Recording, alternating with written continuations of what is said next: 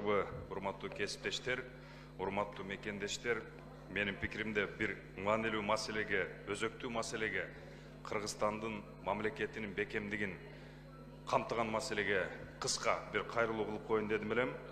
Ушул улуу тарыхый трибунадан. Урматтуу туугандар, бардыгыбызга белгилүү болгондой, 1991 жылы Беловежская пущада 3 мамлекеттин жетекчилигинин алдында Союз таркады. Жыйынтыгында 15 эгемендүү мамлекеттер пайда болду. Биздин дагы мамлекеттин жетекчисине тагдырдын тамашасы менен Чыңгыз Төрөкулович Айтматовдун калкалоосу менен, сунушу менен илимий чөйрөдөгү чарбалык иште мамлекеттик башкарууда тажрыйбасы жок инсан келип калган. Туңгуч президентибиз. Албетте жакшы жактары да болду. Бирок ошону менен бирге мен бир нерсени өзгөчө мааниге ээ катары баалап кетким келет. Ал келери менен эмне деди? Биз мындан ары эч качан согушпайбыз, тынчтыкты сүйгөн мамлекет болобуз. Демек, аскердик күчтөрдүн кармап, аны көбөйтүүнүн кажети жок деди. Жыйынтыгында 30 жыл аралыкта аскердик техникалар сатылгандары сатылды, дат баскандары дат басып жок болду. Ошол учурда башка мамлекеттердин жетекчилери, маселен, Азербайжанда Гейдар Алиев, Өзбекстанда Ислам Абдуганиевич Каримов абдан көрөгөчтүү кыйын жетекчилер болгонун тарых таразалады, далилдеди. Урматтуу туугандар, 21-кылым адам затынын прогресси өнүккөн учур. Согуштар, кагылышуулар, конфликттер бардыгы артта калган. Бирок ага карабастан мына азыркы тапта Москва шаарында жашап жана эмгектенесизби? Медициналык кызматтар керек, бирок алар сизге кымбат жана сапатсыз сезилет. Умбем клиникалар тармагы сиздерге өз кызматтарын сунуштайт. Бүгүнкү күндүн талабына жооп берген заманбап жабдыктар менен кесипкөй дарыгерлер сиздерди күтөт. Бизде сиз стоматолог, тиш дарылоонун бардык түрлөрү, уролог, невролог, лор, терапевт, хирург, окулист, педиатр, УЗИ жана башка дарыгерлердин кеңешин алып дарылануу мүмкүнчүлүгү бар.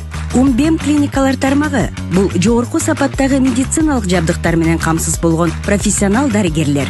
Сиздердин ыңгайлуулук үчүн Умбем клиникаларынын Москва шаары боюнча 3 медициналык борбору иштейт. Өзүңүзгө ыңгайлуу даректи тандап медициналык кызмат алсаңыз болот.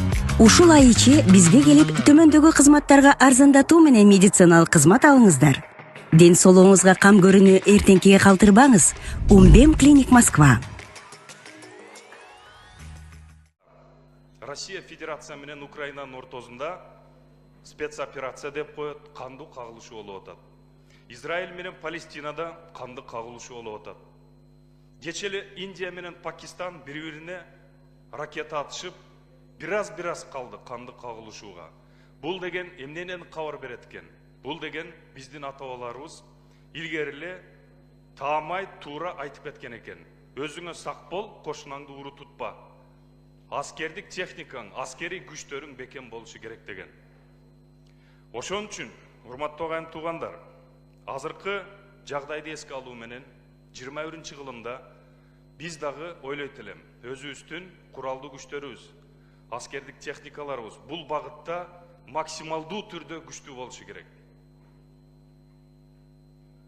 Бул деген Кыргызстан агрессиялык ой-пикирди билдирүү максатында эмес, тескерисинче коргонуу максатында. Ким кол сала турган болсо, тиешелүү жооп кайтаруу максатында. Эми сөздүн того тержери. Аскердик түзүмдөрдү, күчтү бардыгын уйткузуу болгон жарандар түзөт. Кыргызстанда сиздер билгендей 80ден ашык улуттун өкүлдөрү жашайт. Бардыгыбыз ынтымакта, биримдикте, бир түндүктүн астында. Бирок аскердик кызмат өтөөгө келгенде 90%нан ашыгы жалаң гана кыргызы, улуту кыргыз болгон инсандар өтөт экен. Мен ойлойт элем бардыгыбыз Кыргызстанда жашагандан кийин, Кыргызстанда туулгандан кийин, киндик каныбыз Кыргызстанда тамгандан кийин бардыгыбыз милдеттүүбүз. Мекенибизди коргогонго, милдеттүү түрдө мөөнөтүнө жараша аскердик кызмат өтөөгө. Себеп мекенибиз, мамлекетибиз эгемендүү Кыргызстан бир. Бул деген сөз, урматтуу агайын туугандар, улутчулдук маселени көтөрүү эмес, болгону теңдик, укуктарыбыз менен кошо жоопкерчилигибизди дагы билейли деген. Уважаемые коллеги, мне бы нисколько не хотелось